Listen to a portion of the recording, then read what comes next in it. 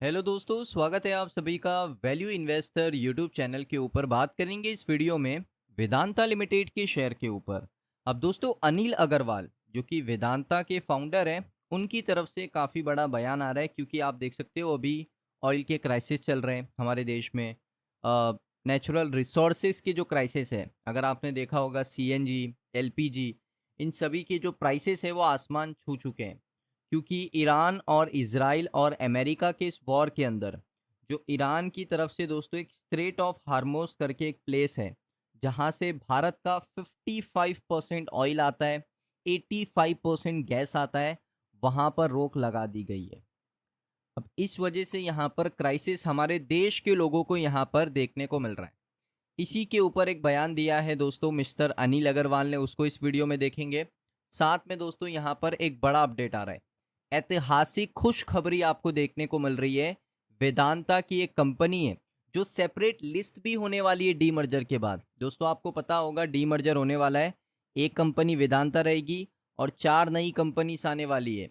Vedanta aluminium, Vedanta oil and gas, Vedanta power and Vedanta, यहाँ पर एक और कंपनी जिसका नाम मुझे याद नहीं आ रहा है, लेकिन 4 कंपनीज इन टोटल यहाँ पर आपको देखने को मिलेगी। एक वेदांता लिमिटेड यहाँ पर रहेगी, तो 5 कंपनीज टोटल।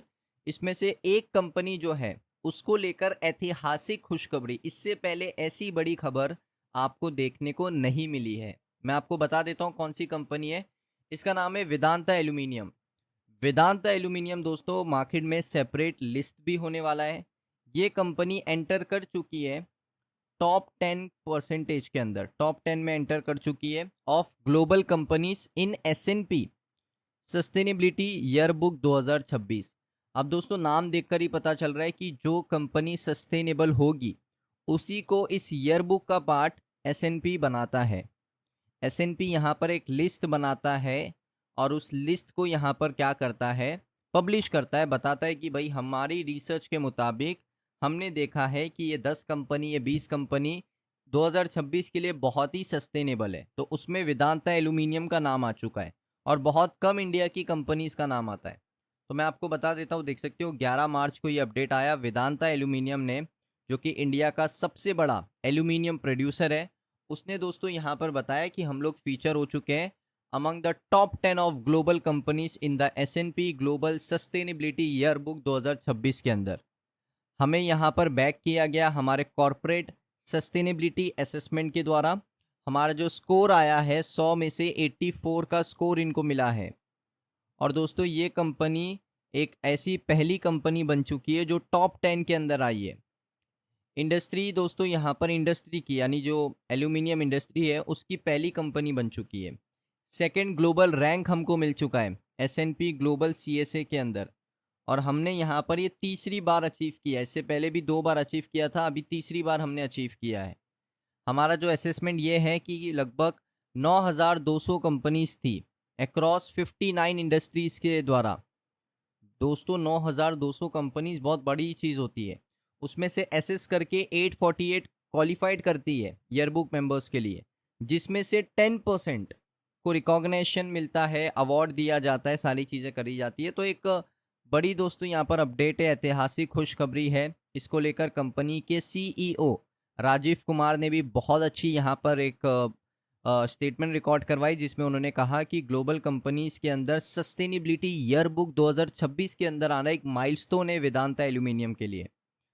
हमारा सस्टेनेबिलिटी इस वजह से प्रूव होता है क्योंकि हमारी ग्रोथ की जो स्ट्रेटेजी है वो बहुत ही कमाल की है।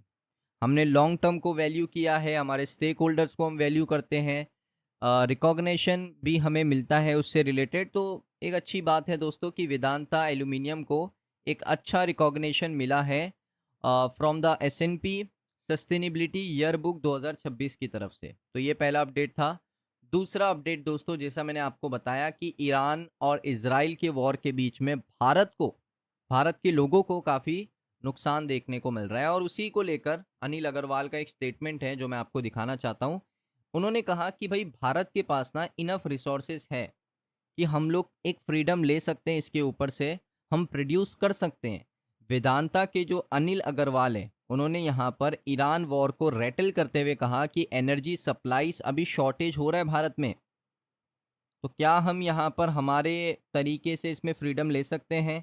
हम खुद ही अपने लिए ऑयल को प्रोड्यूस कर सकते हैं ज़्यादा से ज़्यादा? उन्होंने कहा बिल्कुल कर सकते हैं। हम नेचुरल रिसोर्सेस हैं हमारे पास, क्योंकि उन्होंने कहा कि हम लोग इंपोर्ट करते हैं 90% ऑफ आवर ऑयल और 95% कॉपर हम इंपोर्ट करते हैं। 90% क्रूड हम इंपोर्ट करते हैं फॉरेन कंट्री से, 95% कॉपर हम लोग इंपोर्ट करते हैं फॉरेन कंट्री से। और उसमें गोल्ड हो गया, सिल्वर हो गया, वो अलग चीज़ है। हमारी जो मदर अर्थ है उसने हमें बहुत अच्छा जियोलॉजी दिया है, ये अनिल अग्रवाल का मानना है। यानी भारत के अंदर अगर हम काम करते हैं, अगर हम यहाँ पर चीज़ें निकालने की कोशिश करते हैं, यानी क्रूड ऑयल ढूंढने की कोशिश करते हैं, मेटल को ढूंढने की कोशिश करते हैं, कॉपर को ढूंढने की कोशिश करते हैं, तो हमें डेफिनेटली मिलेगा। ये दोस्तों अनिल अग्रवाल का मानना है। वेदांता ग्रुप के चेयरमैन अनिल अग्रवाल ने दोस्तों फ्रस्ट्रेशंस के साथ ये बताया कि इंडिया हेविली इंपोर्ट करता है और इंडिया डिपेंड है गल्फ कंट्री के ऊपर, अमेरिका के ऊपर, कि वो हमें क्रूड ऑयल प्रोवाइड करे। उसके बाद उन्होंने कहा कि जो रॉ मटेरियल है वो सारी चीज़ें यहाँ पर हमारी कंट्री के अंदर अवेलेबल है। ग्लोबल सप्लाई अगर शॉक होती है तो इंडिया को उससे बहुत बड़ा नुकसान होगा।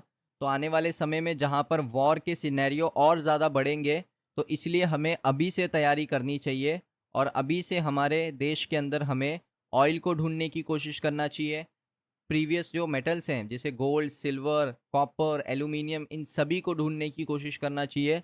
और मुझे लगता है कि हमें ज़्यादा से ज़्यादा मात्रा में यहाँ पर सारी चीज़ें मिल सकती है। तो इसके ऊपर आपकी क्या राय है? आप देख सकते हो उन्होंने एक्स के ऊपर ये ट्वीट किया कि it's painful to see India face the adverse consequences of a war.